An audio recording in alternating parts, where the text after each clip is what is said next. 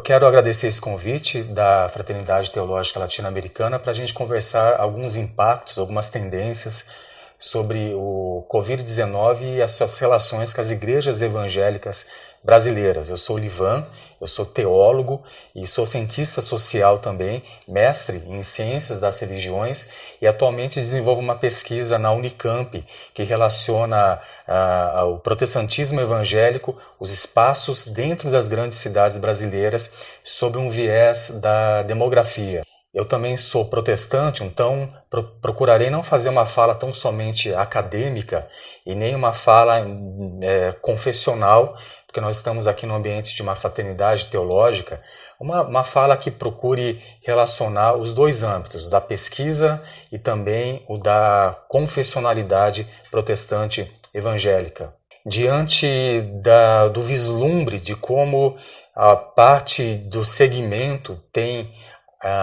atuado perante uma crise sem tamanho, eu diria até que nós estamos no momento, ou já passamos até de um momento, de um pacto social entre as igrejas protestantes, republicano e civilizatório entre as igrejas, em prol de uma cooperação positiva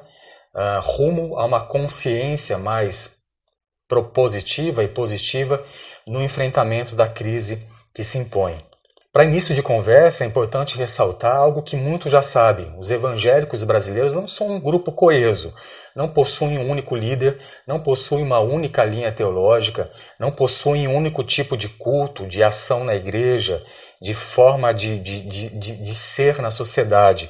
Muito pelo contrário, há poucas coalizões entre as denominações e também há uma forma muito variada de ação no mundo, desde aqueles um pouco mais místicos, desde aqueles um pouco mais práticos, desde aqueles que creem que Deus atua de alguma maneira hoje, a partir da igreja, até aqueles que não creem que Deus deixou de atuar de uma maneira mais miraculosa por sobre a igreja, alguns mais moralistas, outros mais liberais, outros mais engajados na militância, no progressismo teológico e cultural, outros mais conservadores no que diz respeito à cultura e também às linhas teológicas e na leitura de mundo. Portanto, é possível afirmar, quando a gente fala sobre Igreja Evangélica Brasileira, eu quero aqui nos próximos minutos tentar colocar em uma caixa e fazer uma tipologia, como dizem os sociólogos, ou então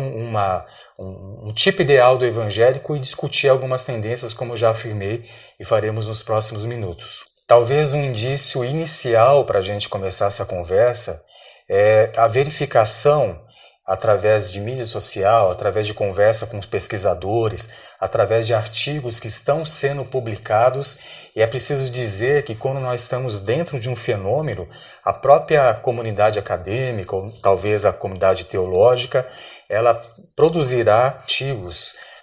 conforme o fenômeno vai caminhando. Nós estamos no meio de uma epidemia e essa produção acadêmica está sendo produzida. E material de campo e observação, e até eu mesmo na região de Campinas, nas igrejas às quais eu pesquiso, a gente pode verificar, em um primeiro momento, uma premissa singular e muito marcante desse momento das igrejas evangélicas. Grande parte das discussões se acumularam na questão do fechamento das igrejas, do culto presencial, se pode online, se não pode online, e também dos sacramentos nessa transição desse pertencimento religioso offline para o online, como se é possível realizar ceias online, se é possível batizar pessoas pelo Facebook, se é possível realizar casamentos ou, enfim, outros sacramentos evangélicos a partir do ambiente virtual. Para a gente basear essa conversa, eu fiz uma linha do tempo a partir do primeiro caso em Wuhan, no final de 2019, o primeiro caso no Brasil, no início de 2020, e logo em seguida, com a decisão governamental da proibição das aglomerações sociais. E isso reverberou de uma maneira muito profunda nas igrejas, com a tentativa de fechamento das igrejas, né? Posteriormente Um vídeo que circulou muito na internet foram fiéis ajoelhados no chão, clamando, orando em algumas grandes cidades brasileiras para a reabertura dos templos. E muito marcante também foi uma reportagem do jornal The Intercept, destacando que nós veríamos também em todo o período posterior e também no período atual da pandemia, líderes mais televisivos e icônicos do movimento evangélico questionando a validade da pandemia, da veracidade dos fatos científicos e também de uma maneira extravagante da atuação do poder de Deus para mitigação quase que imediata e miraculosa, sem uma intervenção científica, mas uma intervenção miraculosa sob o ponto de vista carismático do poder de Deus. E aí é preciso destacar um dado que foi feito por um instituto independente, uma sondagem do Invisible College, que identificou que a parcela da igreja brasileira estava com déficit orçamentário devido à baixa frequência nos cultos presenciais ou nenhuma frequência. A gente precisa ressaltar que algumas pesquisas que ligam a igreja ao marketing, à administração de empresas, às ciências da mente, elas dizem que o culto em alguns segmentos evangélicos, sobretudo no que são chamados de neopentecostais, usam o culto presencial como método de persuasão e levantamento de fundos. E muitas dessas comunidades, dessas igrejas neopentecostais, também outras que não são neopentecostais, se utilizam da performance do culto presencial nos seus aspectos artísticos e cinematográficos, como painel de LED, música, carga emocional excessiva para levantamento de fundos. Isso nos leva a pensar que parcela da igreja, logo no início da pandemia até agora, houve uma grande preocupação com a própria sobrevivência dessas denominações. Eu vou me ater para essa conversa na segunda onda, justamente quando a gente observa um perfil bem mais grave do que a primeira onda da Covid-19 no Brasil, que ocorreu em meados de 2020, no mês de julho, e a gente vê agora uma intensificação também de tópicos também que são promulgados pelas igrejas evangélicas, como a crise das vacinas, a crise provocada pelas restrições mais severas, parcela da liderança evangélica tentando deliberar sobre a validade da vacina, sobre a distribuição de fake news e também sobre um evangelicalismo teocrático que procura enamorar o poder do governo com a teologia, com a economia. E para isso eu destaco a Igreja Evangélica Brasileira em dois grandes segmentos para nossa análise aqui nos próximos minutos. O primeiro grande movimento e parcela da igreja eu chamo aqui de igreja compassiva. O outro perfil da igreja evangélica eu chamo aqui de igreja de mercado. Se a igreja compassiva se movimentou em direção às vulnerabilidades da população nesse período de pandemia, a igreja de mercado ela priorizou a manutenção do fluxo contábil a qualquer custo. A igreja compassiva ela reorganizou sua agenda de modo a se movimentar-se de uma maneira humanitária, de ação humanitária. A igreja compassiva também ela priorizou a preservação da vida. A igreja compassiva ela criou uma consciência teológica coletiva e reforçou suas frentes de ação social, de saúde mental, de combate às fake news. Ela também valorizou as informações científicas e também manteve o decoro laico do gerenciamento de seus rebanhos. Já o que eu estou chamando de igreja de mercado, ela se mobilizou com uma pressão imediata, intensa e às vezes até desmedida, sem muita racionalidade, para o retorno dos cultos presenciais diante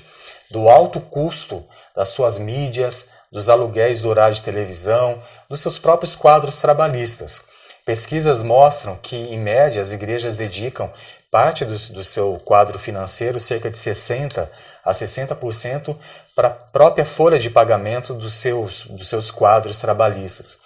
Então, a partir do que a gente viu lá na análise do Invisible College, é possível pensar que alguns líderes de alguns segmentos evangélicos apressaram-se, sem estar atento muito aos dados científicos, ao zelo pela saúde pública, afoitos para fazerem a própria manutenção e resguardo e sobrevivência dos seus próprios ministérios. A igreja também de mercado, ela manobrou os seus fiéis com fake news, ela criou uma estrutura discursiva de polêmica, polemista, ela pressionou desmedidamente para o retorno dos cultos públicos presenciais nos piores momentos de contágio. E também os seus pastores arrivistas são influencers digitais e soa sociologicamente, não como diria um pesquisador, não como um pastor de fato compassivo, um pastor de um modelo de um mundo rural, que cuida do seu rebanho, que conversa, que toma café, que procura aconselhar um por um, mas um pastor mais voltado ao marketing, à performance, à geração de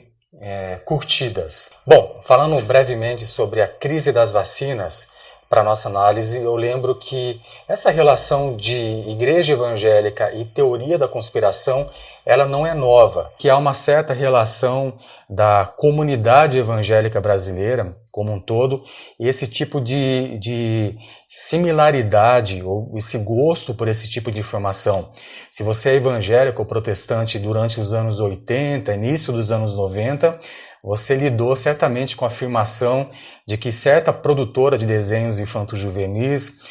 embutia nas suas obras mensagens ocultas ou subliminares. E também filmes e livros, como por exemplo do Tim LaHaye, obras como Deixados para Trás, que fazem conjecturas em relação ao futuro a partir de especulações teológicas e bíblicas. A teoria da conspiração ela não é novidade nessa seara evangélica. Eu recebi de um amigo um áudio que um pastor defendia que inserido na vacina havia um chip que transformava o sangue em alguma outra coisa. Num outro áudio que eu recebi, um líder religioso dizia que a vacina inocularia no receptor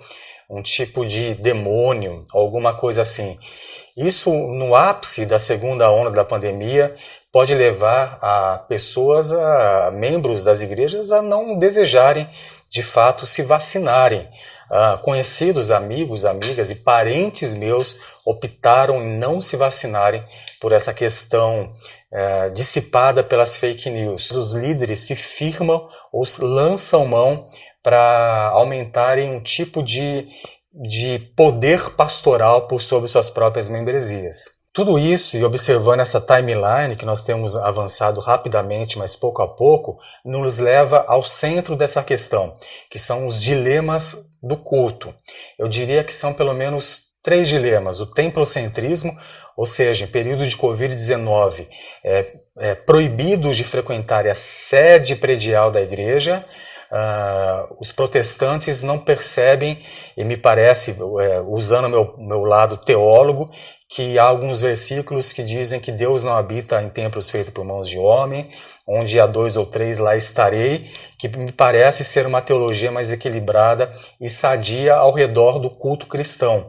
Mas existe a necessidade de ir para a sede, para a construção e para esse fenômeno de pertencimento mais artístico, estético, coletivo. Isso não dá para se dissipar por entre as comunidades em pequenos grupos, por exemplo, né? A catarse coletiva da liturgia, ou seja, é lançado mão no momento ali de emoção, de grande carga emocional, junto com música, com coisas estéticas, o painel de LED no fundo, a fala mais aguerrida e mais em tom de ordem, a banda tocando em volume máximo, a melodia melancólica, repetitiva, quase um mantra, e nesse momento, como eu já debati no começo desse vídeo, é que normalmente certos segmentos de igreja lançam mão ou optam fazer o recolhimento dos dízimos, das ofertas, das campanhas financeiras, sem templo, sem recurso financeiro nesses casos. E grande personalismo, ainda mais nesse tempo de mídia social, pastores que são influencers, pastores polemistas, pastores caça-likes. Sobre os dilemas do culto, ainda um perfil high-tech e low-tout, ou seja, em período de Covid-19, grande tecnologia ou as suas comunidades mediadas pela YouTube, pelo Facebook, pelo mobile, pelo celular, pelo laptop e agora loud touch, ou seja, pouco toque, pouca relação, pouco olho no olho. O WhatsApp agora é púlpito, ele é gabinete e espaço de aconselhamento. E para compreender um pouco dessa curta timeline de 1 ano e alguns meses, eu acredito que seja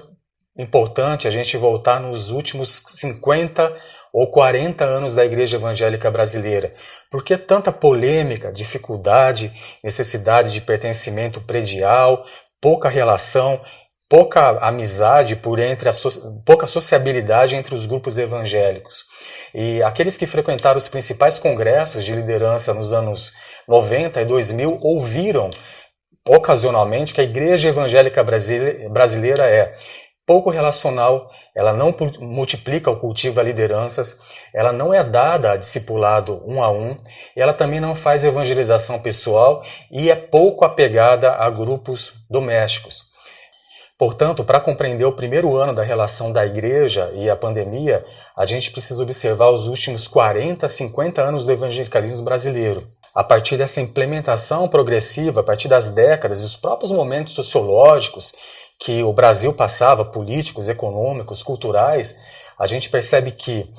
nos anos 60, de uma maneira geral, né, usando um tipo ideal, a igreja se voltou muito à evangelização em grandes estádios, em grandes tendas, a época dos grandes evangelistas virem dos Estados Unidos, da Europa e evangelizarem a América Latina, a África, a Ásia e, sobretudo, o Brasil, no Maracanã,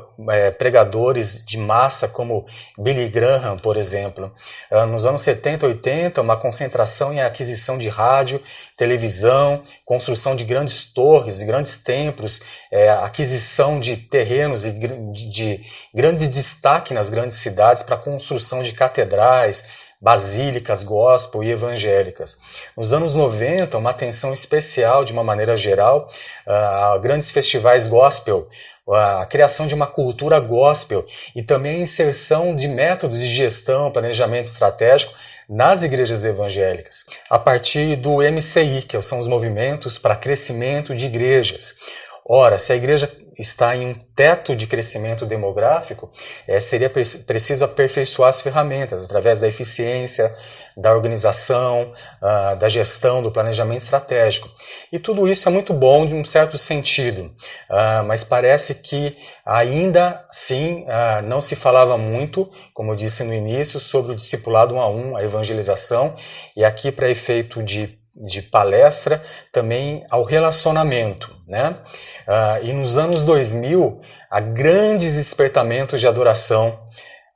em concentrações como o do grupo Diante do Trono, por exemplo, que por muitos anos foi um dos maiores grupos, não só da América Latina, mas de todo o mundo, em vendas, em distribuição de conteúdo. Portanto, a Igreja Evangélica Brasileira, de uma maneira geral, ela ficou boa em liturgia, boa em pregação, boa em alguns setores em planejamento estratégico,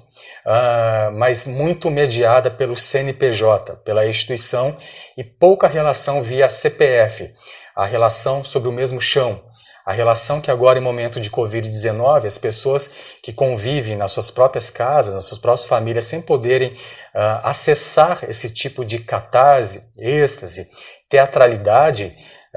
não têm se conectado em pertencimento com suas próprias comunidades. Isso me leva a uma história que aconteceu recentemente, para a gente finalizar esse bloco, de um pastor amigo meu mandou uma mensagem de áudio, um zap, dizendo de um sentimento de impotência dele em relação à sua comunidade. Antes do Covid-19, ele visitava a sua pequena comunidade quase de uma tarde só, e tomava café, fazia a visitação, orava pelos doentes, orava pelos enfermos. No período da pandemia, ele sozinho, com a sua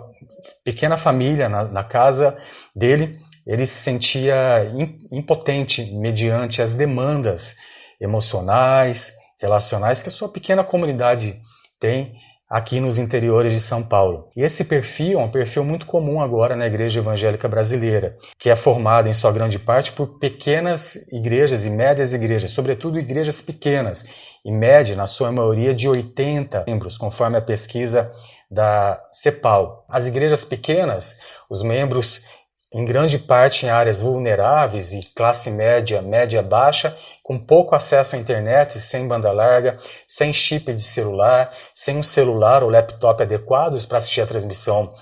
do culto online. Isso cria uma certa, entre aspas, vantagem competitiva às grandes e igrejas mais enriquecidas, que nesse momento de pandemia conseguiram se armar e se equipar com as melhores tecnologias, os melhores softwares de transferência de imagem, de streaming de internet, e acontece uma certa competição desleal, de modo que pesquisadores como eu podem começar a intuir uma certa movimentação demográfica entre as denominações, entre os principais movimentos da igreja evangélica. Qual, portanto, é o futuro da igreja evangélica pós-pandemia? A igreja evangélica continuará apresentando crescimento depois de passar todo esse cataclisma? Qual que é o perfil da liderança que esse tempo terrível a igreja necessita nos seus principais modelos? Haverá um tipo de trânsito religioso, mobilidade interdenominacional entre as pequenas igrejas e as maiores igrejas? As igrejas crescerão via conversão ou via transferência nos próximos anos? Para a gente já finalizar essa conversa, eu queria mostrar primeiro esse mapa, que é fruto de um trabalho meu com alguns colegas da Unicamp. Ele mostra onde estão as igrejas espacializadas no mapa. Nesse caso, esse Scooby-Doo é a capital paulista. A gente vê uma concentração de católicos no centro e na periferia evangélicos, sobretudo evangélicos pentecostais. Nesse segundo mapa, a gente vê aonde os paulistas trabalham, onde os paulistas que trabalham no setor de serviços residem na capital paulista. Há uma coincidência entre a população periférica mais vulnerável com a população que trabalha nos setores de serviço. E no mapa menor, aí que a gente pode observar, aonde eles trabalham, ou seja, é um desenho, uma mobilidade de trabalho que a gente vê em várias capitais e várias regiões metropolitanas do país. Pessoas que moram no centro das cidades, elas trabalham no setor de serviços que está, aliás, pessoas que trabalham moram nas periferias, trabalham no setor de serviços no centro das cidades. E nesse último mapa, aonde residem, aonde estão os postos de saúde, hospitais, onde morreram vítimas de Covid-19, que são étnico-racialmente negros, pardos. A gente pode ver concomitante a pertença mais carismática ou mais pentecostal e o falecimento da população negra e também um tipo de público dessas igrejas, de trabalhadores que precisam se movimentar na cidade em período que se conclama o isolamento social. Para a gente pensar, é possível que esse segmento, que é o segmento pentecostal, que essa pentecostalidade, ao mesmo tempo eu não estou querendo estabelecer uma relação causal entre a pertença religiosa e o contágio, não é isso. Eu quero estabelecer e estender aqui a minha análise dizendo que esse tipo de pertença religiosa, de jeito de ser protestante, é que tem criado grandes redes por entre as periferias brasileiras. Redes que no momento de pandemia se ajudam entre si distribuindo cestas básicas, fazendo um brechó para levantar recursos, ora pastores levando um membro das suas igrejas no hospital, no postinho, como eu muito vi aqui como pesquisador e também como protestante. E esse segmento que muitas vezes ele é vilipendiado e criticado por outros setores da igreja evangélica brasileira por ser considerado pentecostal, ser considerado um movimento mais selvático e mais informal. Preciso destacar aqui que as pentecostalidades caiu no gosto dos brasileiros e das brasileiras. E nesse momento de pandemia, sobretudo, igualmente a todas as outras manifestações religiosas, seja afrodiaspóricas, as católicas, os agnósticos, as sem religião, os kardecistas, também elaboraram suas redes particulares de mitigação do sofrimento das suas próprias populações. No estudo urbano geral, a gente pode ver que a própria raiz da igreja evangélica brasileira, tão performática, com raízes americanas e europeias, imagina a americana dada ao show business e a europeia dada a um liberalismo teológico, criou esse grande compasso, esse grande movimento que a gente chama de Igreja Evangélica Brasileira. Eu repito, diversa no seu interior. Portanto, nesses minutos tentei debater em linhas gerais algumas coisas que aconteceram, que estão acontecendo e apontar algumas questões também para o futuro da igreja pós-pandemia. Eu sou Livan Shiroma, a qualquer dúvida me procure nas redes sociais ou no meu site livanshiroma.com ou então issacar.org. Nós temos construído um instituto independente de pesquisa, análise e tendência da Igreja Evangélica Brasileira. Muito obrigado.